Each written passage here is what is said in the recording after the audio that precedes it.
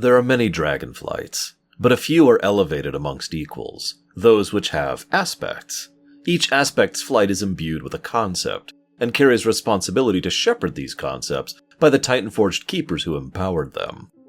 Red, with the potency of life. Black, with dominion over Earth. Bronze, with mastery of time.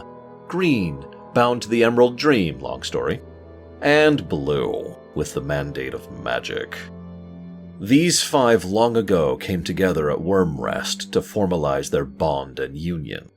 Obviously, the Black Dragons were only tentatively welcome after their corruption by the Old Gods. Back during the War of the Ancients, Malygos and his Blue Flight had directly combated Deathwing, formerly one of Malygos' closest friends. This resulted in the death of the majority of the Blue Flight, and Malygos himself was so injured he went dormant for millennia. Upon his recovery, he looked at the state of things and quickly deduced that all the woes of the world were caused by people using magic. Thus began the Nexus War. Now, while you can kind of see his logic, it's sort of like saying that all the issues in the world boil down to the existence of metal, and then trying to remove all metal from the world. You see, his campaign's long-term goal was to restructure and redirect the world's ley lines to the Nexus, and then channel all of Azeroth's arcane energies into the twisting nether. This was a horrifically bad idea. Ignoring the fact that this would easily kill the planet, in a very literal sense, it would also serve as a gargantuan beacon to the Legion and a pathway they could use to reinvade. And, most obviously, robbing the world of metal, magic, would just leave people defenseless. As one might imagine, several mages actually sided with Malygos in this affair. The Blue Flight also made overtures to the remnants of the Ethereum, survivors of their defeat in the Netherstorm. However, essentially everyone else was against Malygos' plan and united to form the Wormrest Accord to stop him. This included mages, the Horde, the Alliance, the other 3 Dragonflights, and of course the Kirin Tor of Dalaran.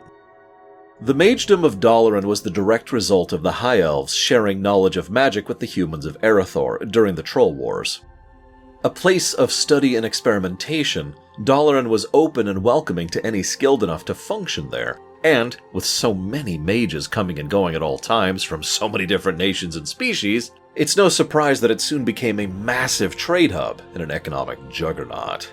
While only a single city-state, Dalaran wielded the power of a full nation for much of its history. Dalaran didn't fare very well in the Second War, and even worse in the Third, being specifically targeted by the demonic Horde and Archimonde, respectively. But Dalarites are not ones to shy away from troubles, and were already well on their way to recovery when Malygos effectively declared war on their very way of living. Thus, Dalaran repositioned itself in Northrend to directly attend to the Nexus War. Literally. Malygos was quick to retaliate against the Kirin Tor, invading the Violet Hold. The Violet Hold was the Dalaran prison where they kept the most dangerous creatures and enemies of the Kirin Tor, and the same place Kael'thas broke out of with his Naga allies during the Third War. Due to the nature of its construction, the Violet Hold was actually easier to invade than the rest of Dalaran. Go figure. In the assault, the Blue Flight released some of the remaining prisoners in order to destabilize Kirin Tor defenses. 2 of the prisoners released were Zevaz, an ethereal who was willing to trade with the Burning Legion, so no loss there, and Icaron, a water elemental loyalist of the Old Gods. With this tactic a failure, one of Malygos' most loyal soldiers, Cyanogosa, invaded personally, to predictable results. Regardless of the failure in the Violet Hold, the Blue Flight proceeded according to plan: capture all mages that they could, regardless of crimes or affiliations, and either kill them or drain them of their magic. While this is unpleasant, what else the Blues were doing was worse.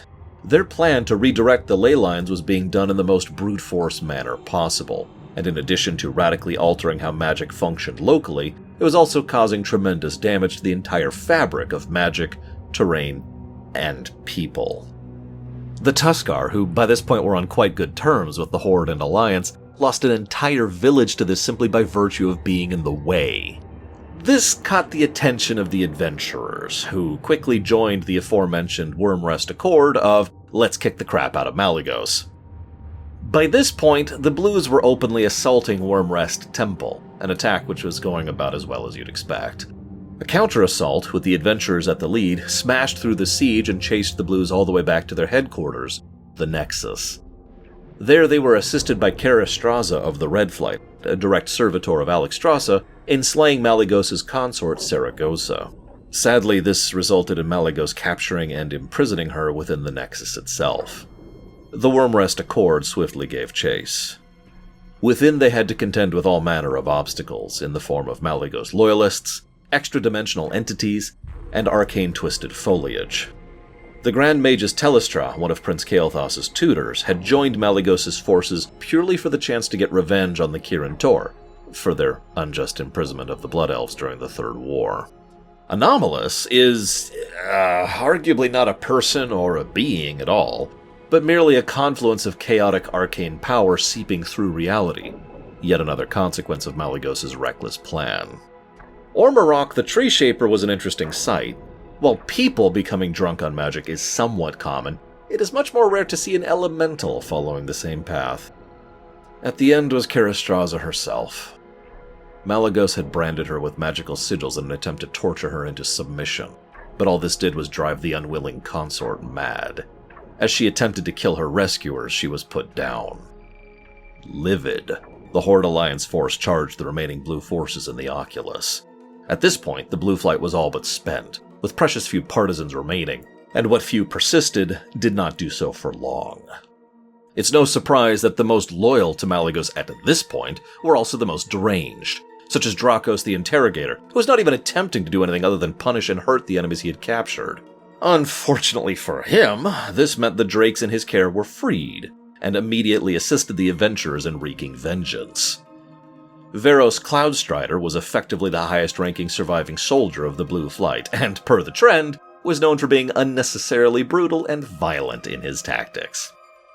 Now, the Mage Lord Uram was a perfect example of the needless waste of the Nexus War. A Kirin Tor turncoat, not because of viciousness or cruelty, but because he legitimately believed that removing magic from the world was to its betterment. Well-meaning but foolish, Uram was slain, paving the way to the Lay Guardian Arygos. Arygos, knowing that he was the last of Malygos' forces, fought to the bitter end, but was ultimately killed like the rest of his ilk. Surely then, with all of his loyalists gone, Malygos would relent and end this insanity. Malygos would not concede. With Alexstrasza's blessing and the aid of the Red Flight, Malygos was killed. The Nexus War was brief, but at its close left many wounded, mentally scarred, and dead in its wake.